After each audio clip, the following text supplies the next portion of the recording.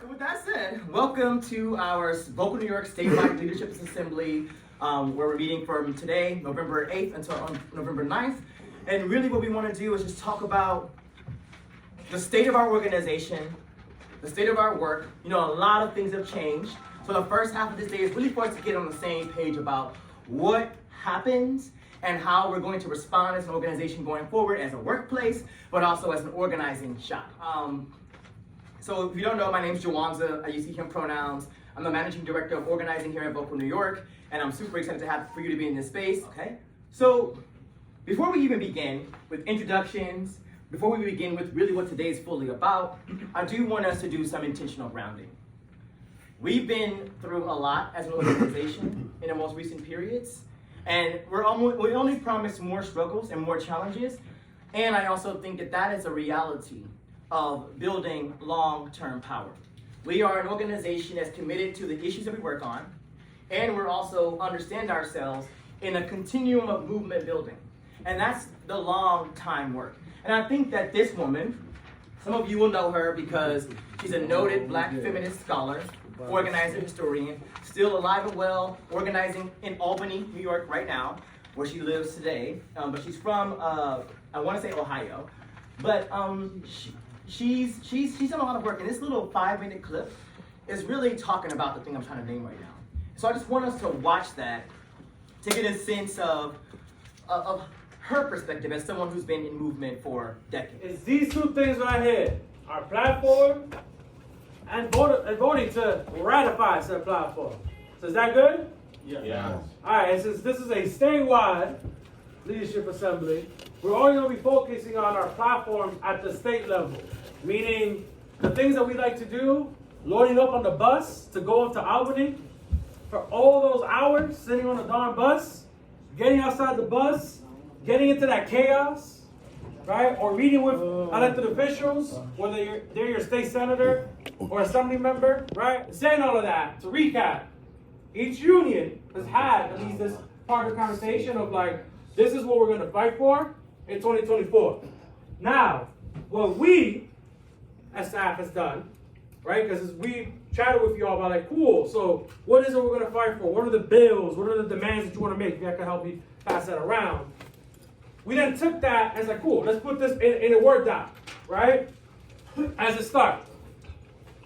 So what we're passing around, what you have in front of you, it's what is going to be and what is our 2024 platform. By being directly impacted. 100%. Here at this organization, all of our leaders are directly impacted. Period. Full stop. Why? Because each and every one of y'all are leading the social movement.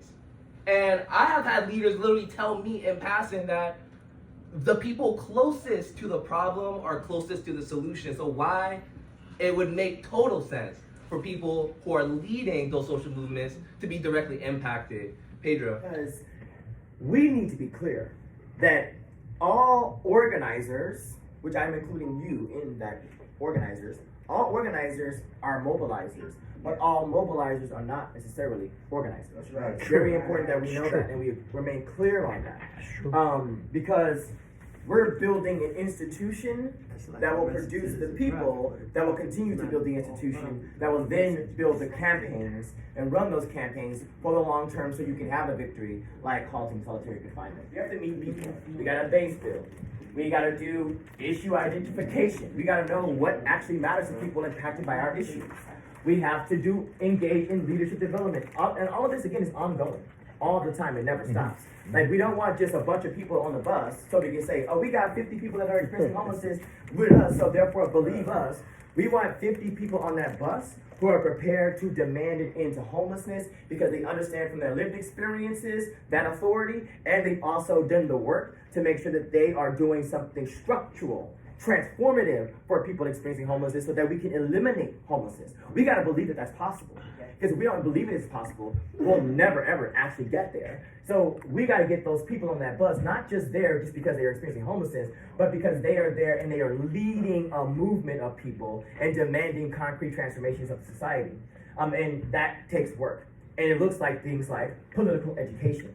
Because we need to know what we're talking about. Like if we're gonna go up there and fight about, I don't know, the right to shelter, we might need to know a little bit about that law, about the history of it, how we're gonna protect it, because that's important. Because we don't want to also pass a law that harms us when we could have learned a lesson from before, our people that came before us, or your work that you've done before. Like we need to remember those lessons, and we have to share that stuff. Because I wasn't at the march in 1963. I wasn't even thought of. You know what I'm saying? So like, what are the things that Flowers or John or Pedro or whomever are holding that need to be shared so that I don't have to make the same mistakes that people have made in the past? We learn a lot about organizing basics. How is it that we organize as an organization? And to what Jawanza said, how do we defer that between the roles and responsibilities of the organizer job?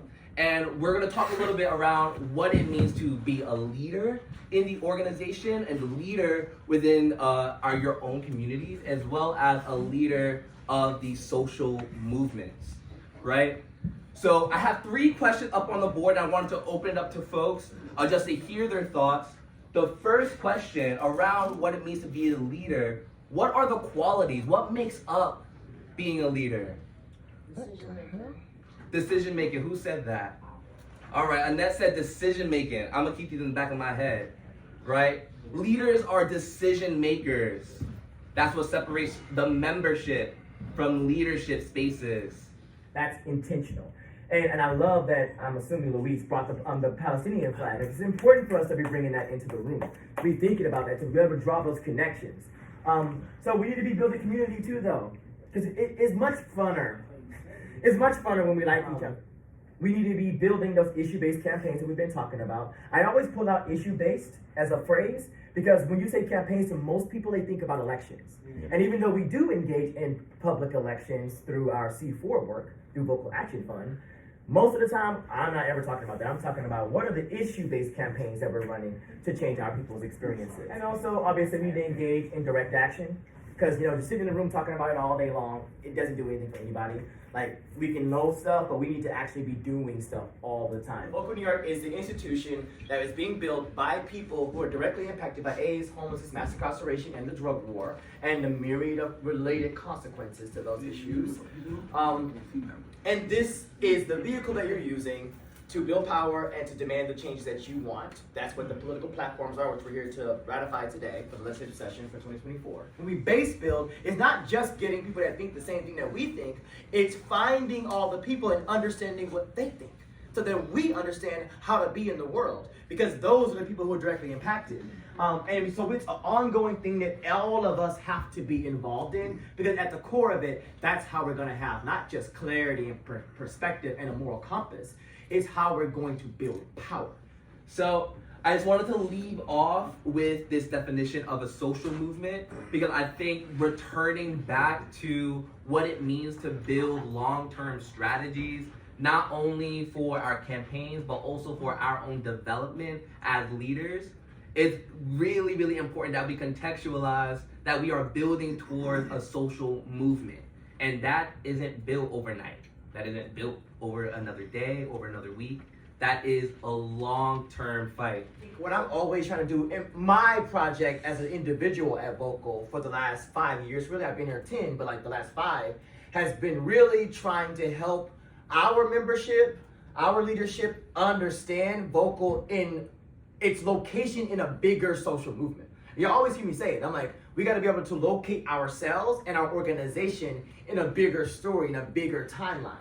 Because the things, a lot of the stuff that we want to happen aren't just like Governor Hochul signs SCSA. It's not just that. We want the whole society to understand why we need SCSA, right? Voices of community activists and leaders. Voices of community activists and leaders. Hereby vote to ratify. Hereby vote to ratify. Our 2024 statewide legislative platform. Our 2024 statewide legislative platform. With the intent. With the intent. That when we fight.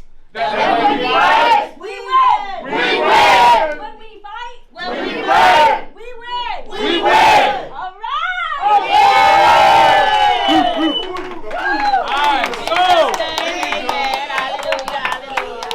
Alright, so this is what we're fighting for, right? Yeah.